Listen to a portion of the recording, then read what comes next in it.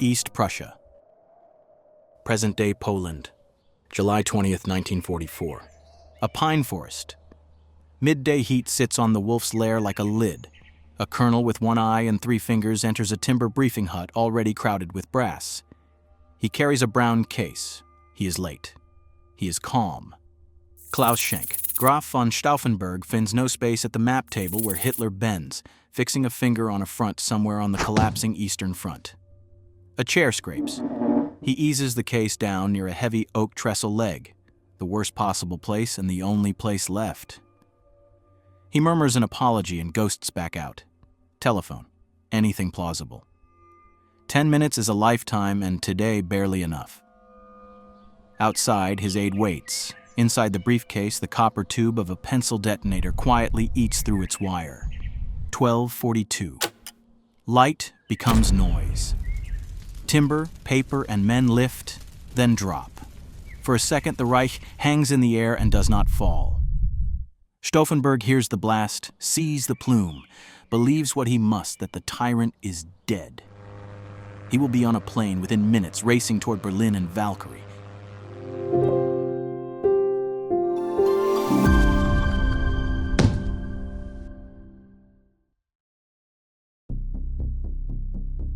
Born 15th of November 1907 in Jettingen, Bavaria.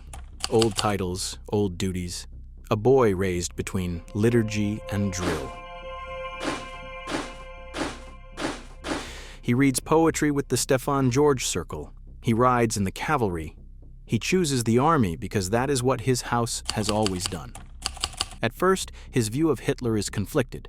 He refuses the party badge, but in 1932, voices cautious approval of the strong hand, the promise to scour corruption and restore law. Then the mask slips. The night of the long knives, Kristallnacht, the creeping war on Jews and the church. Respect curdles into refusal. By 1942, reports from the East, ditches, shootings, law emptied of meaning, finish the turn. He decides the oath has limits. War gives him rank and purpose. North Africa takes the rest.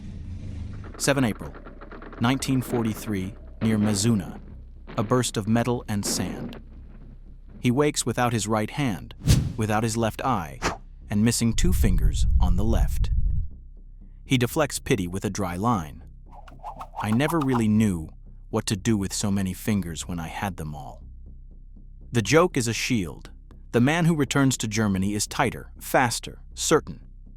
If the law will not stop the crime, a bomb must.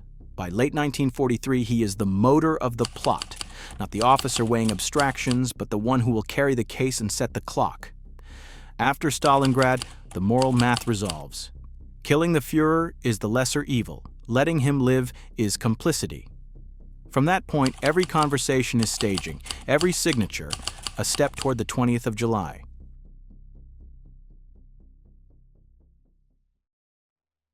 On paper, Valkyrie is a domestic emergency plan, a way to deploy the reserve army to smother unrest. In practice, bent by Henning von Tresckow, Friedrich Olbricht, Ludwig Beck, and now driven by Stauffenberg, it becomes a lever to pry the regime off its hinges the minute Hitler dies. The coup's nerve center is the Bendlerblock in Berlin. From these offices, the orders must radiate, cut communications, seize ministries, radio and telephone exchanges, detain the Nazi leadership as putschists, coup plotters, under the very orders meant to protect the state. The key is General Friedrich Fromm, chief of the Reserve Army. With his signature, Valkyrie moves with legal cover and speed. Without it, the plotters issue orders in his name, using his authority as a mask while speed does the rest. A new government is sketched in pencil, Beck to head the state. Gordeler as Chancellor, Witzleben as Commander-in-Chief, Hassel at Foreign Affairs.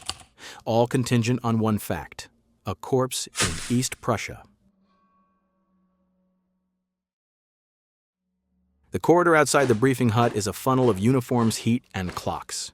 Stauffenberg is late. Keitel is impatient.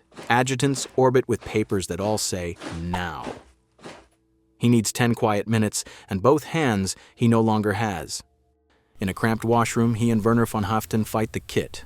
British plastic explosive, 2 blocks, 2 pencil fuses that must be crushed to start their chemical timers. Stauffenberg's left hand is missing 2 fingers. Haeften's are shaking. A knock. Herr Oberst, the Führer is ready. Another knock. Time suddenly is smaller than the room. They manage to arm 1 charge. The second sits inert in the briefcase. No fuse inserted, no time left to do it. Keitel's aide is back. The meeting is starting without him.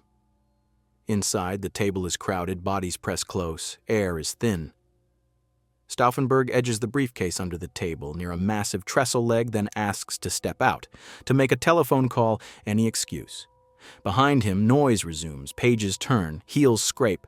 A colonel shifts the case to see the map more clearly. The seconds he bought with the detonator are being spent. Outside, he and Haeften walk fast without running. The blast will come or it won't. They believe it will.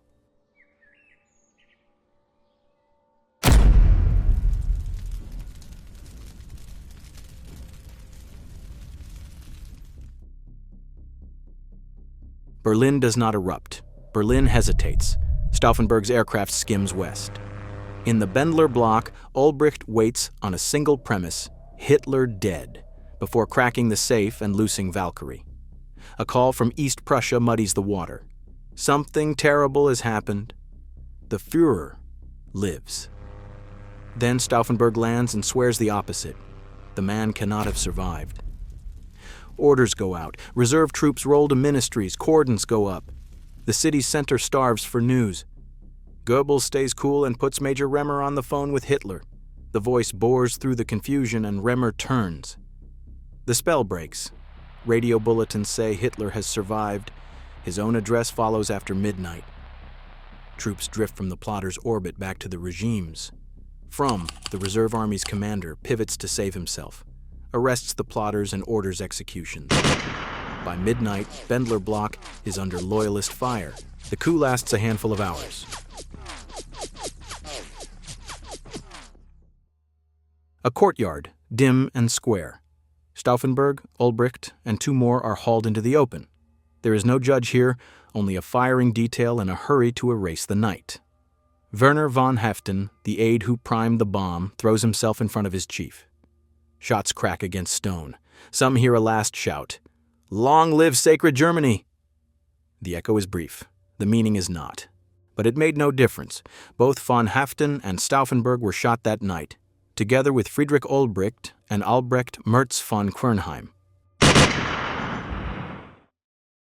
The People's Court. Morning brings theater.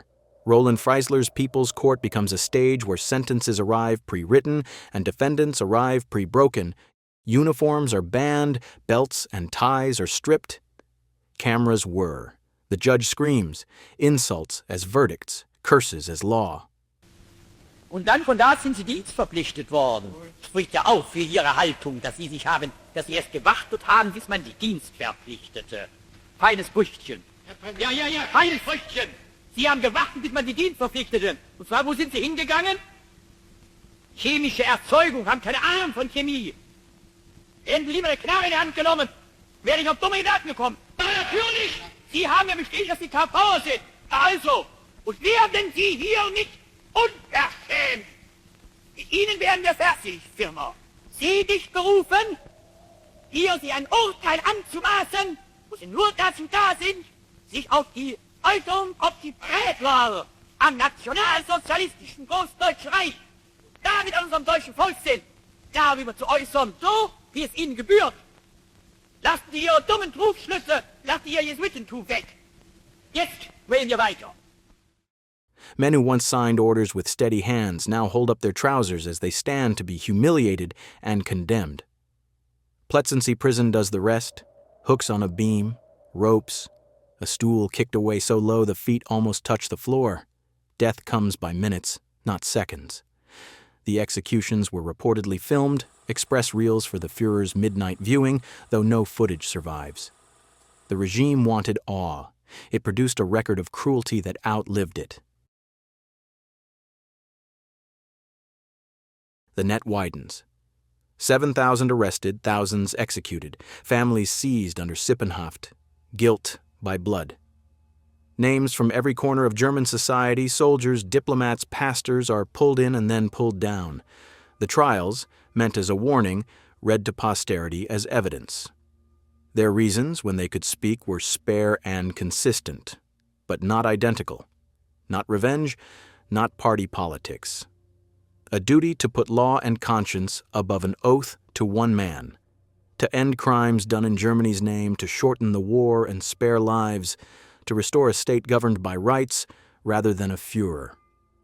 Many hoped for a negotiated peace with the Western Allies, even while fearing the Soviets, and for a provisional return to lawful government under civilian control. They called it treason to the regime in order to keep faith with the country. And what of the man who carried the case? Claus von Stauffenberg's children will grow up with new surnames. His wife will survive him by decades. His oath to conscience made him a traitor in 1944 and something else entirely after 1945. A failure by outcome, a rebuke by example. 2nd of November. We go inside Roland Freisler's People's Court and the executions at Plötzensee Prison. Expect original court footage with newly enhanced audio so you can hear the room, the gavel, the jeers, and the sentences landing like blows.